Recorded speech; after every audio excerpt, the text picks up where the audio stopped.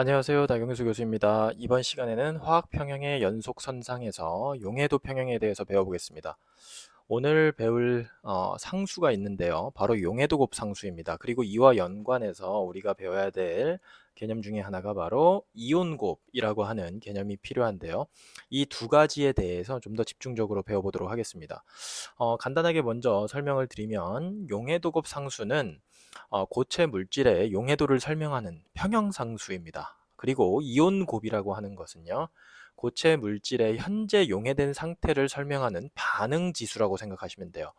여러분들 14장에서 화학 평형을 배우면서 평형상수 기억나시죠? 바로 이 평형상수에 해당하는 오늘 배워야 될 개념이 용해도곱 상수이고, 그 다음에 평형상수와 함께 비교해서 우리가 반응의 진행 정도 또는 평형에 도달했는지 여부를 판단하는 데 필요한 개념이 바로 반응지수가 있었는데, 이 반응지수에 해당하는 개념이 이온곱이라고 생각을 하시면 되겠습니다. 그렇게 해서 이 두 가지를 여러분들이 머릿속에서 떠올리시면서 오늘 이 두 가지에 대해서 집중적으로 배워보도록 하겠습니다. 간단하게 미리 언급을 하자면 오늘 배울 내용은 앞서 여러분들이 배워왔었던 화학 평형의 연속선상으로서 크게 새로운 내용은 없습니다. 집중력을 잃지 마시고 화학 평형을 다시 복습한다는 자세로 잘 따라오시기 바랍니다. 자, 수용액에서요, 어떤 고체 화합물이 녹을 때, 즉 용해될 때 얼마나 용해가 잘 되는지를 설명하기 위한 개념이 필요합니다. 그게 바로 용해도라고 하는 개념인데요. 이 용해도는 용해가 되는 정도를 설명하는 개념인데 몇 가지 방식으로 용해되는 정도를 설명할 수 있습니다. 일단 여러분들이 잘 알고 있는 개념 중에 하나가 용해도라고 하는 개념이 있는데, 이 용해도는요, 주어진 온도에서 포화용액 1리터 안에 녹아있는 용질의 그램수를 의미하고요. 단위는 그램 퍼 리터라고 합니다. 자, 이때 중요한 것 중에 하나는 바로 온도가 정의되어야 된다는 것인데요. 다시 말하면 온도가 변화하면 용해도가 변화하기 때문에 우리가 용해도를 언급할 때는 항상 어떠한 온도를, 특정 온도를 언급해야만 한다는 뜻과 일맥상통한다고 보실 수가 있겠습니다. 자, 그리고 두 번째, 용해도와 비슷한데 단위만 다른 용해도로서 몰 용해도라는 게 있어요. 이 몰 용해도는 앞서 용해도에서는 용질의 양을 그램 단위로 정의를 했었죠. 몰 용해도에서는요, 그램 단위의 그 용질의 양을 몰의 단위로 표현한 것, 이것만 다르고요. 결국에는 같은 메시지를 부여하는 개념이라고 볼 수가 있겠습니다. 결국에 용해도와 몰 용해도는요, 용질의 몰 질량을 이용해서, 자, 용질의 몰질량 우리가 알겠죠? 분자량입니다. 이 몰질량을 통해서 그램에다가 적용해서 몰수로 바꿀 수도 있고, 반대로 몰수를 그램으로 바꿀 수도 있습니다. 다시 말하면 용해도와 몰용해도는 서로 상호 변환이 가능하다, 상호 전환이 가능하다라는 점 이해하시면 좋겠고요. 그 다음에 여러분들이 이번 시간에 배워야 될 세 번째, 용해도를 설명하는 세 번째 개념이 바로 용해도곱 상수라고 하는 개념이 있는데요. 이 용해도곱 상수라는 건, 자, 미리 말씀을 드리면 앞서 언급한 용해도, 몰 용해도, 그리고 용해도곱 상수까지 이 세 가지의 개념들은 모두 상호 변환, 상호 전환이 가능합니다. 자, 이 부분은 뒤에서 다시 설명을 드릴 텐데 일단은 1차적으로 여러분들 용해도곱 상수에 대해서 먼저 자세히 배워보도록 하겠습니다. 자, 수용액에서 어떤 이온 결합 고체 화합물이 녹을 때 어떤 이온 결합 화합물들은 강전해질이라서 거의 100% 용해되기도 합니다.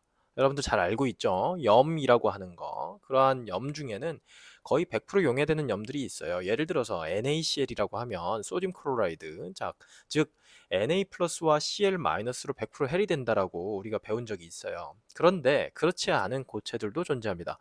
우리는 산과 염기를 배우는 과정에서 염에 대해 배웠고, 염은 이온성 고체 화합물로 강전해질 역할을 한다라고, 물에 잘 녹는다라고 배웠었는데 모든 염들이 그런 것이 아니라는 이야기예요. 오늘 배울 염은요, 난용성 염이라고 해서 물속에서 완전히 녹지 않고 약간만 녹는, 생각보다 잘 안 녹는 염들이 있는데, 그러한 염들, 즉 난용성 염, 자, 여기에 키워드로 정리를 해놨는데요. 잘 녹기 어려운 그러한 염을 난용성 염이라고 하는데, 이 난용성 염들은요, 주어진 온도에서 수용액에 이제 녹이면 그 고체 상태의 그 염이 일부만 용해되고 거의 되지 않습니다. 그리고 이 용해가 멈추는 지점, 다시 말하면 용해도가 포화 상태에 이르는 평형 상태에 놓이는 지점까지 녹는데요. 이처럼 고체의 용해도가 평형에 이르렀을 때 평형상수를 바로 용해도곱 상수라고 합니다. 자, 용해도 곱에서 여기 있는 곱은요, 여러분들이 알고 있는 곱하기의 곱입니다. 자, 이 용해도 곱 상수는 어떻게 정의하느냐? 일단은 여러분들 용해도 곱 상수는 평형상수입니다. 자, 그리고 용해도 곱 상수를 설명하기 위해서 우리가 난용성염을 용해되는 과정을 화학 반응식으로 적어 볼게요. 대표적인 난용성염 중에 하나인 AgCl을 하나 가지고 왔어요. 자, AgCl이 물속에 녹아 들어가면 거의 녹지 않아요, 실제로는. 근데 100% 녹지 않고 일부만 녹아서 Ag 플러스 이온과 Cl 마이너스 이온으로 수화된 상태로 용해가 됩니다. 자, 이게 서서히 이제 Ag 플러스와 Cl 마이너스로 녹아지는데, 이때 서서히 용해되어 가는 과정에서 더 이상 용해되지 않는 지점, 다시 말하면 평형에 놓인 지점에서 이 용해 과정을 평형식으로 쓰면 어떻게 될까요? 자, 이 평형식 쓰는 거 여러분들 14장의 수업 2번 영상을 한번 복습해 보시기 바랍니다. 바로 불균일 평형에 관한 이야기인데요. 순수한 고체에 대한 내용, 그 순수한 고체의 농도 변화는 거의 없고 실제 평형상수에 기여하는 농도는 바로 그 수화된 이온들만 가득 다루고 있었던 지점, 여러분들 기억나시죠? 그때 평형상수를 여러분들 다시 한번 써보면 Ag 플러스 곱하기 Cl 마이너스로 끝납니다. 자, 이 반응식 같은 경우 그렇게 끝나겠죠. 그래서 이렇게 만들어진 식을 들여다보면 결국에는 용해되어서 나온 Ag 플러스와 Cl 마이너스 이온의 농도의 곱으로 이루어져 있죠. 따라서 Ag 플러스와 Cl 마이너스가 얼마나 용해되어 생성되었느냐에 따라서 이 평형상수가 크기가 결정이 될 수가 있는데, 이 때문에 우리가 결국에는 AgCl의 용해도를 설명하는 평형상수라는 의미에서 용해도 곱상수라고 이름을 붙여준 겁니다. 용해도는 영어로 solubility고요. 그 다음에 곱하다는 뜻의 영어는 product라는 단어를 씁니다. 자, 그래서 여기서 단어를 따와서 SP를 따와서 KSP라고 이름을 붙여준 거예요. 그런데요, 여러분들 헷갈려 할 필요 없어요. 여기서 표현하는 기호만 바뀌었지 결국엔 이것도 평형상수라는 것 잊지 마시기 바라고요. 결국엔 평형상수를 의미한다라는 점, 여러분들 그것만 기억하시면 좋을 것 같습니다. 자, 같은 방식으로 다른 난용성 염에 대해서도 용해도 상수를 정의할 수가 있는데, 예를 들어서 CaF2와 같은 이러한 난용성 염들이 수용액상에서 용해되어 녹아 들어갈 때 그 용해되는 과정을 반응식으로 정리하면 칼슘 2 플러스 2F 마이너스, 자, 이런 식으로 용해가 되겠죠. 따라서 이러한 반응식을 가지고 평형상수를 정리해 보면 당연히 불균일 평형이고 순수한 고체는 우리가 생략합니다. 그리고 생성물질의 칼슘 2 플러스의 농도와 그 다음에 생성물질의 플로라이드 이온의 농도에 개수 앞에 있는 2를 제곱으로 붙이죠. 이게 바로 CaF2에 해당하는 평형상수, 다시 말하면 용해도곱 상수라고 할 수가 있겠습니다.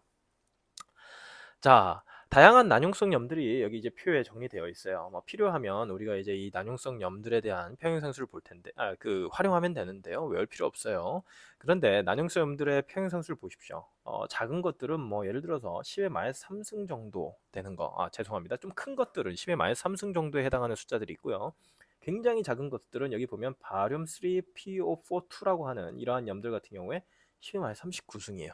거의 녹지 않는다는 소리입니다. 엄청나게 용해도가 떨어진다라는 걸 의미하죠. 자, 이 표에 정리된 난용성 염들의 공통점이 무엇일까요? 우리가 이러한 난용성 염들을 무조건 외워야 될까요? 그럴 필요는 없습니다. 일단은요, 이 화합물들은 대개는 이온 화합물이고, 일단은 이러한 난용성 염들의 뭐 절대적인 그 법칙은 아니지만 경향적인 측면에서 봤을 때 양이온이나 음이온의 전하가 큽니다. 다시 말하면 우리가 앞에서 배웠었던 물에 잘 녹는 염 중에 하나는 NaCl을 보면 얘는 Na 플러스와 Cl 마이너스, 전하량이 플러스 1과 마이너스 1로 이루어져 있죠. 그런데 여기에 정리되어 있는 뭐 다 그런 건 아닌데요. 대다수의 난용성 염들은 이가나 삼가의 양이온이나 음이온으로 이루어져 있어요. 이가나 삼가의 양이온이나 음이온으로 이루어져 있기 때문에 그 여러분들 쿨롱의 힘 기억나시죠? 서로 끌어당기는 정전기적 인력의 힘이 너무나도 강해질 수밖에 없어요. 따라서 물속에서도 이온 상태로 양이온과 음이온의 상태로 해리가 잘 되지 않는다라는 걸 의미하죠. 따라서 이러한 난용성 염들은 대개는 이러한 이가나 삼가의 양이온이나 음이온으로 이루어져 있고, 특히나 이가나 삼가가 아니더라도요, 전이금속들이 참여하고 있는 그러한 그 염들, 이온 화합물 같은 경우에 대개는 그러한 난용성 염의 성질을 가지는 경우가 많습니다. 자, 이 정도로만 여러분들이 난용성 염을 어느 정도 구분할 수 있으면 좋겠고요. 대표적인 난용성 염이 아닌 그 강전해질을 성질을 띠는 이온 화합물들 같은 경우는 여러분들이 흔히 지금까지 다루었던 그런 물질들입니다. NaCl이나 뭐 KCl 뭐 이런 거 기억나시죠? 또는 나이트레이트 화합물 중에서도 이제 굉장히 많은 그러한 그 염들이 저기 수용액에 잘 녹는 그러한 염이고요. 그 외에 다른 염들은 2가나 3가로 이루어져 있거나 전이금속이나 또는 할라이드로 이루어져 있는 그러한 그 이온 화합물들은 난용성 염인 경우가 많습니다. 자, 한번 연습을 해보도록 하겠습니다. 앞서 제가 언급했듯이 용해도나 몰용해도, 그 다음에 용해도급 상수는 상호 전환이 가능하다고 이야기를 했었죠. 예제를 통해서 한번 연습을 해볼게요. 커퍼 브로마이드에 대한 몰 용해도가 주어져 있는데 이 용해도를 가지고, 그러니까 몰 용해도를 가지고 KSP를 구하래요. 자, 용해도 곱상수 구하는 문제입니다. 자, 커퍼 브로마이드하고 몰 용해도 이렇게 정해져 있고, 커퍼 브로마이드 같은 경우는 일가 Cu 플러스와 Br 마이너스로 이루어져 있지만, 이러한 전이금속과 할라이드 이온으로 이루어져 있는 이러한 이온 화합물 같은 경우에는 꽤 난용성 염인 경우가 많아요. 그렇게 여러분들이 머릿속에서 기억을 하시면 조금 더 편리하게 난용성 염을 판단할 수가 있다. 이 정도 다시 한번 언급을 하고요. 문제로 들어가 보면, 자, 커퍼 브로마이드의 그 몰 용해도를 이제 KSP, 자, 즉 평형상수로 구해야 되기 때문에 우리가 화학 반응식으로 적어야 됩니다. CuBr이 솔리드 상태에서 수용액 안에서 Cu 플러스 AQ와 Br 마이너스 AQ로 이렇게 해리 되는 거죠. 자, 이때 KSP는 어떻게 되느냐라는 건데, 결국에 여기 보면 몰 용해도가 2.0 곱하기 10 4승 몰 퍼 리터예요. 다시 말하면 커퍼 브로마이드가 물속에 녹아 들어가서 만들어낸 커퍼 플러스 이온과 브로마이드 이온의 그 용해된 상태에서의 몰 농도는 2.0 곱하기 10의 마이너스 4승 몰 농도라는 뜻이죠. 각각 1대 1로 해리가 되니까 둘 다 똑같은 2.0 곱하기 10의 마이너스 4승 몰 농도가 되겠죠. 자, 그러면 이때 평형상수는 어떻게 될까요? 몰 용해도를 가지고 KSP를 계산해 보면 평형에 도달했을 때, 즉 포화 상태가 되었을 때 그때 용해도, 다시 말하면 몰 용해도가 이만큼의 농도에 해당하는 값이기 때문에 결국에 KSP는 Cu 플러스의 몰농도 곱하기 Br 마이너스의 몰농도를 곱한 거랑 똑같죠. 평형 상태에 도달했을 때, 다시 말하면 포화 상태에 도달했을 때를 의미합니다. 따라서 2.0 곱하기 10의 마이너스 4승을 뭐예요? 두 번 곱한 거네요. 됐죠? 따라서 얘를 계산해 보면 4.0 곱하기 10의 마이너스 8승 정도가 됩니다. 여러분들 기억나시죠? 평형상수는 단위가 없습니다. 기억나시죠? 자, 여기서 더 넘어가서 2번 문제를 통해서 예제를 또 한번 풀어볼게요. 2번 같은 경우는 칼슘 설페이트예요. 칼슘은 2 플러스죠. 자, 이것도 역시 바로 한번 화학 반응식으로 한번 정리해 볼게요. 칼슘 2 플러스와 SO4 2 마이너스로 해리 됩니다. 여기다가 수화 상태라고 해서 AQ, 수용액 상태라고 해서 AQ를 붙여주면 좋겠죠. 자, 이 상태에서 용해도가 그램 단위로 주어져 있네요. 이거를 뭘로 바꿔야 돼요? KSP로 구해야 됩니다. 자, 칼슘 설페이트의 몰 질량은 여기에 지금 문제에 주어져 있지 않지만 제가 여기서 설명을 드릴게요. 136.2g per 몰 정도가 됩니다. 자, 됐죠? 자, 그러면 0.67g per 리터를 몰 농도로 몰 용해도로 바꿔 보겠습니다. 어떻게 하면 돼요? 그냥 여기다가 136.2g per 몰로 나누면 어떻게 되죠? 그램 없어지면서 몰하고 리터가 이제 나누면서 몰 농도의 단위가 나오겠죠. 그러면 제가 계산값만 가지고 올게요. 4.9 곱하기 10의 마이너스 3승 몰 퍼 리터입니다. 자, 이게 바로 뭐예요? 몰 용해도입니다. 여기서 용해도를 우리가 뭘로 바꿨어요? 몰 용해도로 바꿨습니다. 자, 그 다음 뭐 하면 되죠? 자, KSP 용해도 곱상수 구해볼게요. 칼슘 2 플러스의 농도 곱하기 SO4 2 마이너스의 농도 곱하면 되죠. 자, 이게 이만큼의 칼슘 설페이트가 녹으면 결국엔 칼슘 2 플러스와 설페이트 이온이 4.9 곱하기 10의 마이너스 3승 몰 퍼 리터씩 생성된다는 뜻이죠. 따라서 이거를 두 번 곱하면 됩니다. 그래서 계산해 보면 계산값만 가지고 올게요. 2.4 곱하기 10의 마이너스 5승 정도 될 겁니다. 자, 이런 식으로 우리가 결국에 여기서 핵심은 용해도, 몰용해도, 그 다음에 뭐예요? 용해도 곱상수까지 서로 상호 전환이 된다라는 거 다시 한번 기억하시고 다음으로 넘어가 보도록 하겠습니다. 자, 결국에는 우리가 용해도 곱상수를 왜 배워야 되느냐? 자, 이게 중요하죠. 항상 우리가 어떤 새로운 개념을 배울 때 그 개념이 왜 필요하고 어디에 활용이 되는지 항상 그 부분을 염두에 두고 학습을 하는 게 중요합니다.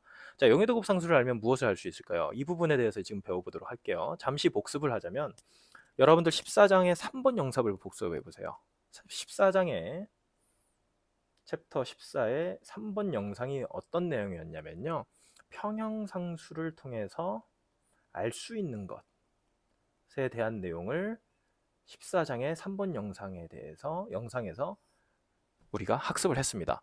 그리고 이 챕터에서 자, 이 14장의 3번 영상에서 평형상수와 함께 뭘 배웠냐면 반응지수를 배웠어요. 그래서 우리가 반응지수 Q라고 정리를 했죠. 이 Q와 평형상수 K죠.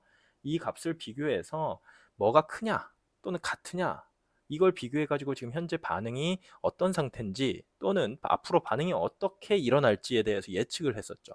마찬가지입니다. 우리가 용해도 곱상수도 이용을 해서 앞으로 수용액 안에서 무슨 일이 일어날지를 예측할 수가 있어요.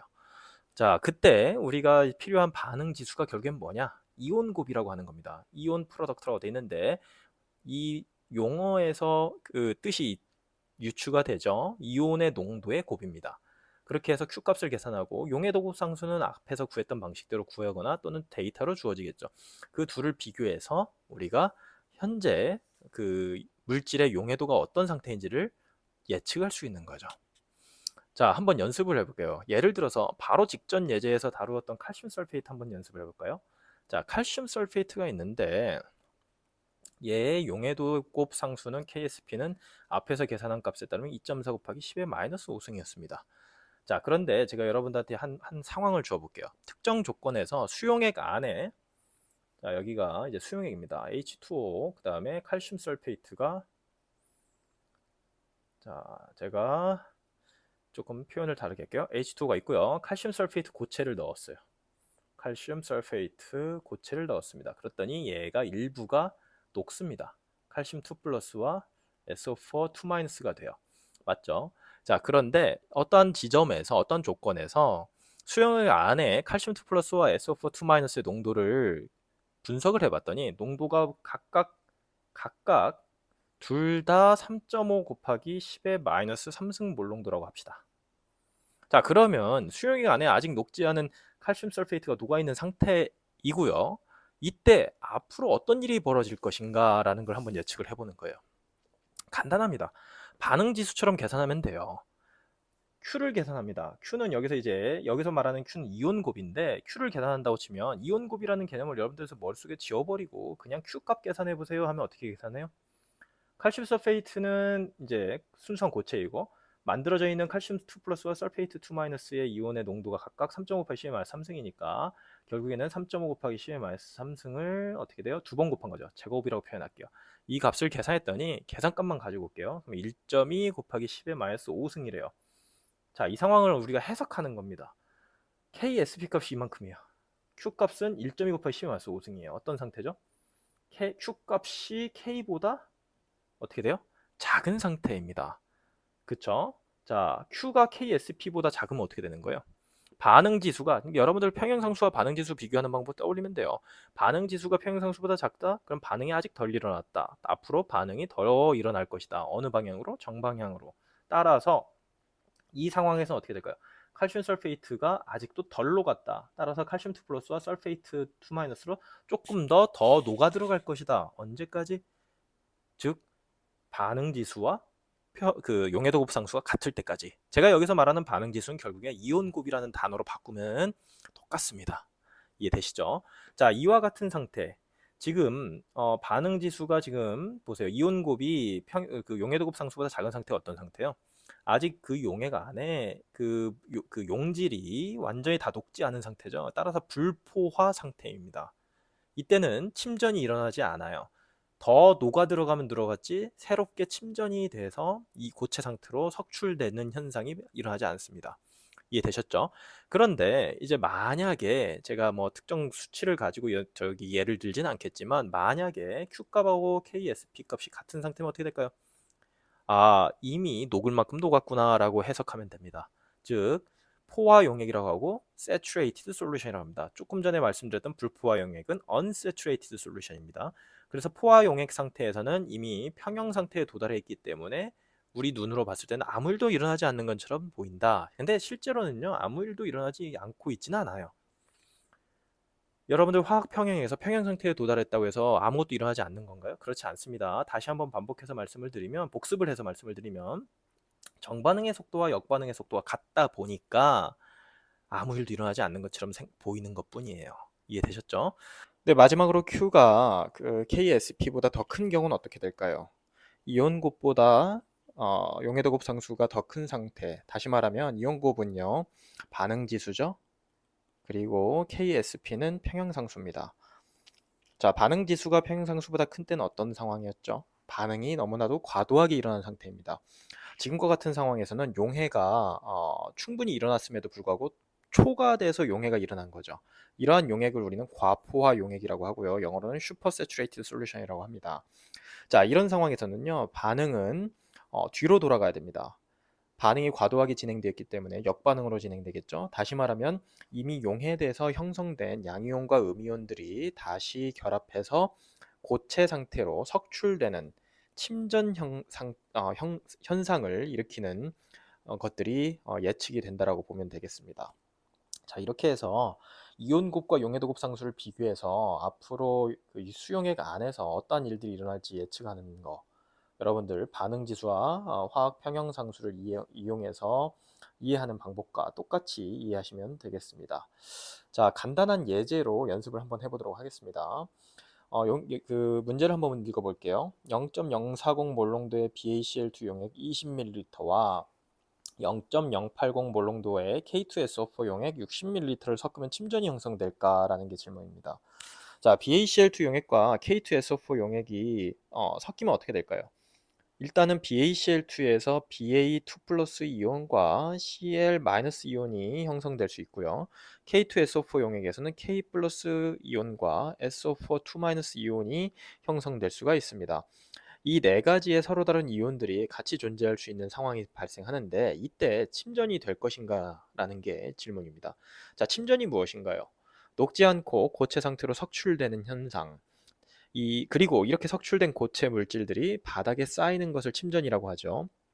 그렇다면 이온들이 서로 만나서 침전이 이룰 확률이 있는 것들은 무엇일까요? 자, 일단은요. BaCl2와 K2SO4 이 염은요. 용액이 아주 잘 녹는 염들입니다. 이 염들이 용액에서 녹아서 생성된 Ba2 플러스 Cl 마이너스 그리고 K 플러스 SO4 2 마이너스 이온들이 서로 조합을 통해서 침전될 수 있는 것들이 있는지를 생각해 보면 되는데 일단 양이온과 음이온의 조합만 생각해 보면 돼요. 그러면 두 가지밖에 없습니다. K 플러스와 Cl 마이너스 사이의 상황. 그 다음에 Ba2 플러스와 SO4 2 마이너스의 상황인데요. 일단 BaCl2는 다시 재형성이 되지 않을 거라고 제가 말씀을 드렸어요. 왜냐하면 BaCl2와 K2SO4는 잘 녹는 염이라고 분명히 말씀을 드렸습니다. 자, 그러면 이 상황에서 KCl은 일단은 아무 일도 안 일어날 거예요. 왜냐면요. NaCl처럼 그 KCl, 다시 말하면 포타슘 클로라이드인데 이 염은요. 물에 아주 잘 녹는 이온 화합물입니다. 자, 그렇다면 바륨 2 플러스와 SO4 2 마이너스 이가의 양이온과 이가의 음이온의 조합이죠. 자, 이 경우에는 과연 침전이 생길 것인가? 이게 질문인 거예요. 결국엔 바륨 설페이트가 만들어지겠느냐라는 게 이 문제의 핵심 질문이라고 생각하시면 되겠습니다. 자, 그러면 바륨 2 플러스와 SO4 2 마이너스가 침전을 될지 여부는 어떻게 판단하나요? 용액 속에 존재하는 각각의 이온들의 농도로부터 이온곱을 구해내고 이 값이 용해도곱 상수보다 큰지 작은지만 비교하면 됩니다. 이해되시죠? 자, 그러면 이제 우리가 이 화학 평형을 한번 풀어보도록 하겠습니다. Ba2 플러스, 자, 불필요한 거 제가 좀 지우고요.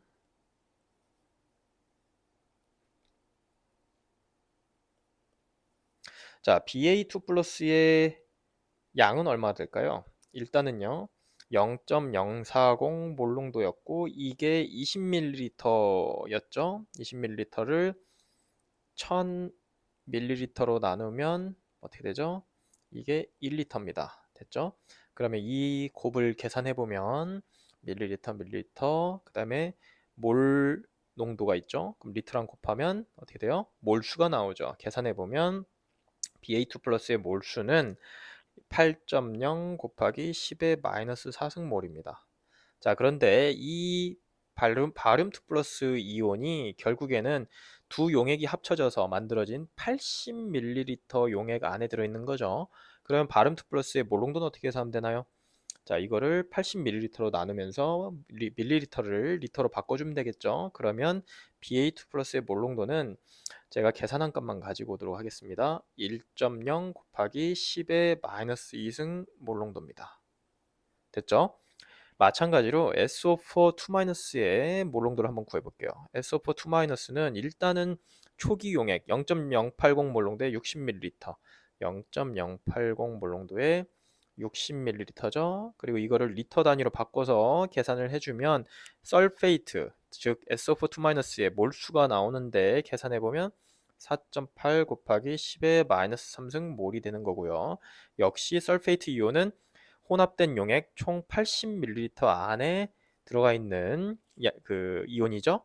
따라서 설페이트 이온의 몰 농도를 계산해 보면 이 몰수를 부피로 나누면 되죠. 근데 이제 밀리리터니까 리터로 바꿔주면 됩니다. 그래서 계산해 보면 제가 계산한 값만 가지고 올게요.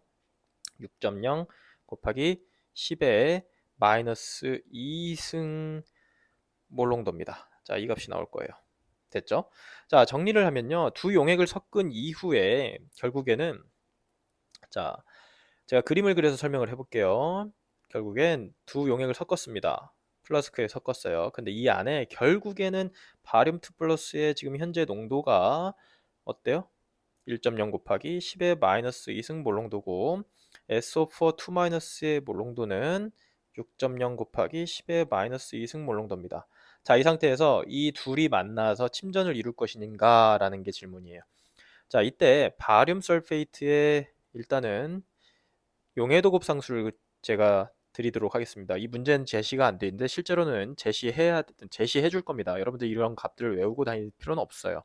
자, 바륨 설페이트의 용해도 곱상수는 일단은 1.1 곱하기 제가 책에 있는 걸 가져왔습니다. 10의 마이너스 10승이에요. 됐죠? 자, 그러면 이 바륨 설페이트가 과연 녹을 것인가, 침전될 것인가, 이 여부를 판단하기 위해서 반응식을 적어 볼게요. 바륨 설페이트 솔리드. 자, 수용액에서 바륨2 플러스 AQ, 그 다음에 SO4 2 AQ 이렇게 되죠. 그러면 KSP는 BA2 플러스와 SO4 2-의 곱인데 얘가 뭐랑 같다? 1.1 곱하기 10의 마이너스 10승인데 Q값을 계산해 볼까요? Q값은 어떻게 계산합니까? 이온 곱이죠. 지금 현재 상태를 가지고 계산하면 됩니다. 바륨2 플러스의 몰농도와 설페이트 이온의 몰농도의 곱을 계산해 보면 됩니다. 됐죠? 따라서 계산해 보면 제가 계산한 것만 가지고 올게요. 6.0 곱하기, 자, 1.0 곱하기 10의 마이너스 2승하고 6.0 곱하기 10의 마이너스 2승 곱하는 거니까 6.0 곱하기 10의 마이너스 4승입니다. 반응지수, 다시 말하면 이온 곱도 역시 단위는 없어요. 근데 Q값이 어떤가요? KSP에 비해서 KSP는 10의 마이너스 10승이고요. Q값은 10의 마이너스 4승입니다. 다시 말하면 Q값이 KSP보다 엄청 커요. 그쵸? 다시 말하면 뭐예요? 반응이 과도하게 일어났다. 여기서 반응이 과도하게 일어났다는 말은 결국엔 무슨 뜻입니까? 바륨 설페이트가 바륨2 플러스와 설페이트 이온으로 너무나도 과도하게 녹아났다는 뜻입니다. 다시 말하면 평형은 뒤로 돌아갈 것이라는 뜻이에요. 뒤로 돌아가는 과정이 어떤 과정인가요? 바륨2 플러스 이온과 설페이트 이온이 만나서 다시 바륨 설페이트 고체 상태로 석출돼서 침전이 일어나는 과정입니다. 따라서 이 문제의 답은 침전이 생성될까? 네, 당연히 침전이 일어납니다. 그 이유는 여러분들이 지금 이 풀이 과정을 통해서 충분히 이해했으리라 봅니다. 자, 그렇게 해서 여러분들 정리하도록 하겠습니다. 오늘 배운 내용 두 가지 기억하세요. 일단은 용해도 평형에 대한 이야기를 하면서 용해도 곱상수에 대해서 배웠고요. 그 다음에 용해도 곱상수와 이온곱을 비교해서 이 용액 안에서, 수용액 안에서 어떤 일들이 벌어지는지에 대해서 예측하는 방법을 배웠는데 결국에는 오늘 배운 내용 화학 평형입니다. 자, 이해되시죠? 자, 새로울 게 없어요. 이렇게 해서 여러분들 용해도 평형에 대해서도 이 마무리를 하고요. 다음 시간에는요, 16장의 마지막, 다음 시간에 배울 내용은 화학 평형의 마지막 주제인데요. 바로 차기온 평형에 대해서 배우도록 하겠습니다. 결국에 차기온 평형도 결국에는 화학 평형으로 설명하는 개념이고요. 화학 평형을 여러분들이 완벽히 이해한다면 전혀 새로울 것이 없는 개념입니다. 따라서 다음 시간도 여러분들 집중력을 잃지 마시고 잘 따라오시리라 믿습니다. 이상으로 수업을 마치도록 하겠습니다.